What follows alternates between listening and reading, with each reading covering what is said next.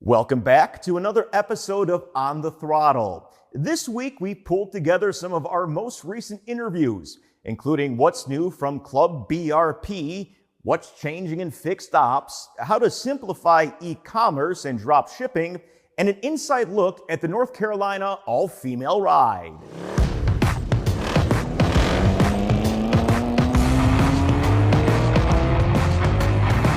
On the Throttle is sponsored by Bridgestone Motorcycle Tires. Solutions for your journey. Hi everybody, I'm Randy Zemnick with MPN.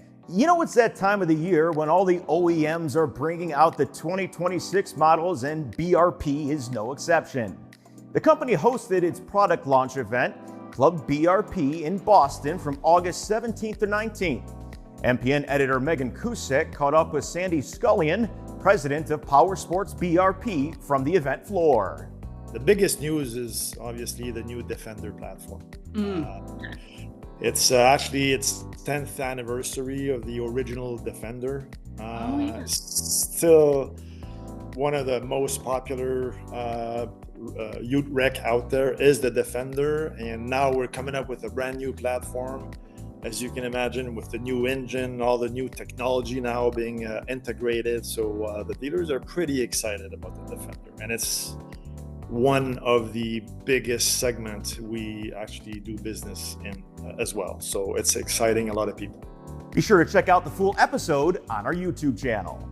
If there's one thing we know about the motorcycle and power sports market, it's that year over year, you can expect changes.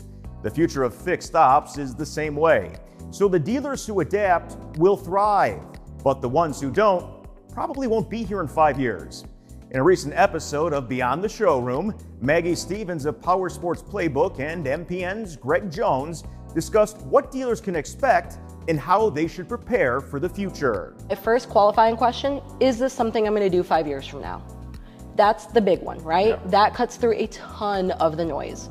And that'll cut through the noise of, well, it costs this much or it can make us this much. Yeah, great, but are you still going to be doing it 5 years from now? Mm-hmm. If not, if you're going to be doing it for a short time frame, then just put baby bumpers on it and say, like, okay, we're going to do it for this time frame for 6 months, and that's it. Maybe it's a tech adoption or something like that. Like, you have to have a bridge software, whatever it is, right? But just kind of going into it aware, so that 2 years from now you're like, why are we still paying for this? Because again, I care about protecting the profit margin of the dealership. I don't want you to add a bunch of things that's gonna steal from that. So that would be the first one.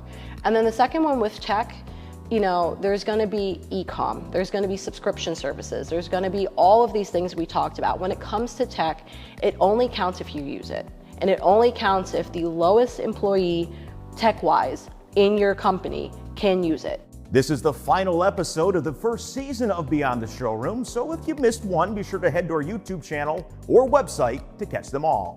On a recent episode of Power Players, Greg Jones spoke with Jay Funnell and Stephanie Benger of Data Here to There to discuss the nuances of e-commerce and drop shipping for the power sports space and ways dealers can create additional revenue streams. Jay and Stephanie, e-commerce is a topic within power sports that's really important these days, and has been for a few years. It's one of those things that offers a lot of opportunity, but there's also still a lot of dealers that struggle with it, right? They struggle with, how do they incorporate it, or how do they, use it to their advantage to beat, some of these other online retailers that they're up against in terms of competition.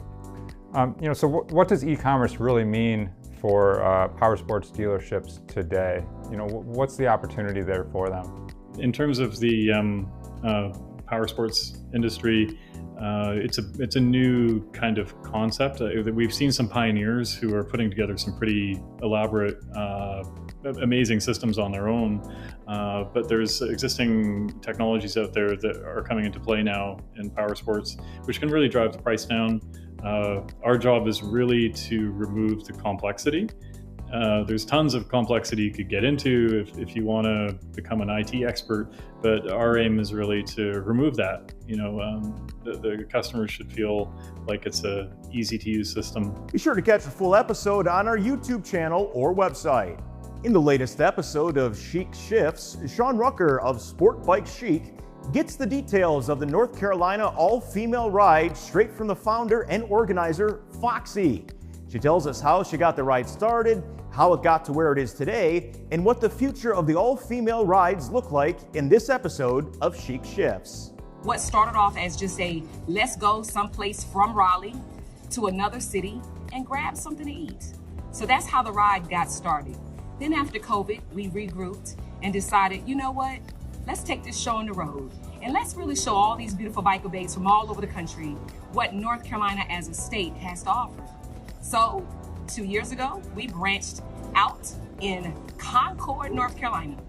And reason being, Amy Johnson, who owns Speedway Harley-Davidson, is the only female owner of a major dealership in our state. And so we wanted to pay homage to her. As a result of that, I promise you we could probably go back to her dealership every year if we chose to. But again, we're on the move. So from there, we went to Fayetteville. Why? We wanted to do a salute to service. We have many women that are either currently serving or have served, and we wanted to pay homage to all of our veterans. So now we're bringing it back home where the roots of this ride started, and that is Raleigh, the capital city. Be sure to catch a full episode on our YouTube channel or website. That's a wrap on this week's On the Throttle. Check out the full stories of these highlights and more on motorcyclepowersportsnews.com. Be sure to like and subscribe to get notified when the next episode drops. Thanks for watching.